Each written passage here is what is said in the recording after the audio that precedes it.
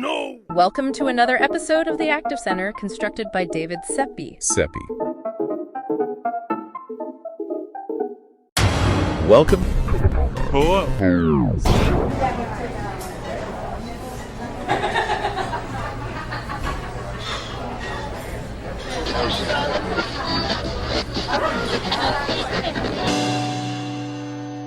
So today we're looking at something that The Active Center's Christmas 2025 special feature. We're looking at something that, operates almost invisibly in the background of our economy. the financial side of religion. Exactly. And your sources reveal a financial structure that is just, it's massive. Yeah. Okay, so let's unpack this. The scale is staggering. We're talking about an estimated, $1.2 trillion annual enterprise? That's the number, yeah. From a 2016 study. And to put that in perspective for you, Yeah, please. that's roughly 3.9% of the total U.S. economic output. It's this quiet but powerful powerhouse that goes far beyond just congregations.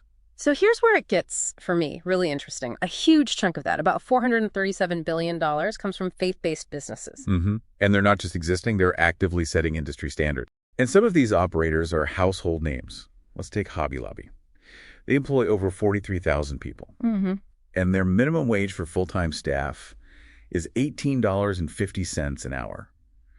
That directly challenges that low-wage model you see in so much of retail. It does. And it's not just about the hourly wage. It's about that long-term investment. You look at a company like Chick-fil-A. Yeah. They're famously closed on Sundays.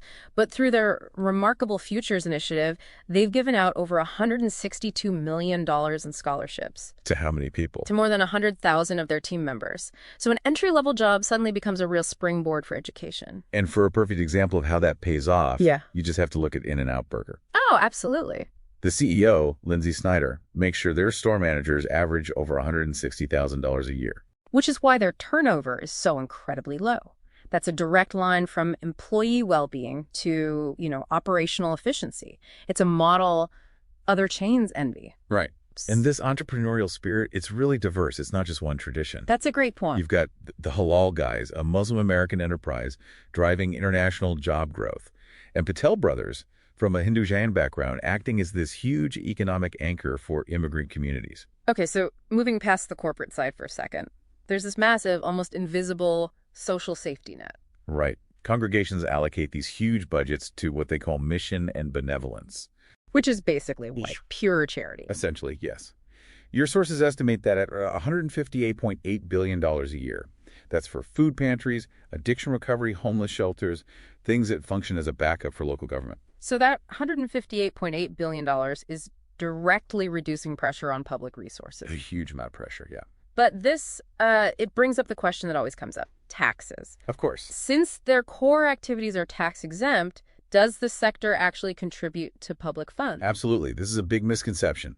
While the institution might be exempt, the wages paid to hundreds of thousands of employees are not. And those employees generate significant tax revenue. Very significant. If we just combine the federal income and payroll taxes, so Social Security and Medicare, we're looking at over $44 billion flowing into federal programs every year. $44 billion. And that's before you add another $15 to $25 billion in state and local taxes from their non-exempt activities. So the upside and the tax contributions are clear. But the picture isn't purely green, is it? Let's pivot to the friction points, the costs. Right. And these costs are, they're more localized. They usually come from legal and social conflicts. Specifically when religious exemptions clash with anti-discrimination laws. Is that what we're talking about? That's the core of it, yes. For example, a religious organization might invoke an exemption to only hire staff who follow certain theological tenets. Okay. And that can directly conflict with state or local civil rights laws.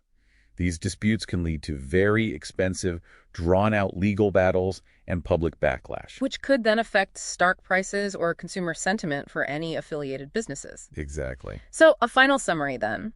We have this massive, multifaceted force contributing over $1 trillion, setting high employment standards, funding nearly $160 billion in social services. And putting tens of billions back into the government through taxes. A pretty complete picture. So maybe the final provocative thought to leave you with is this.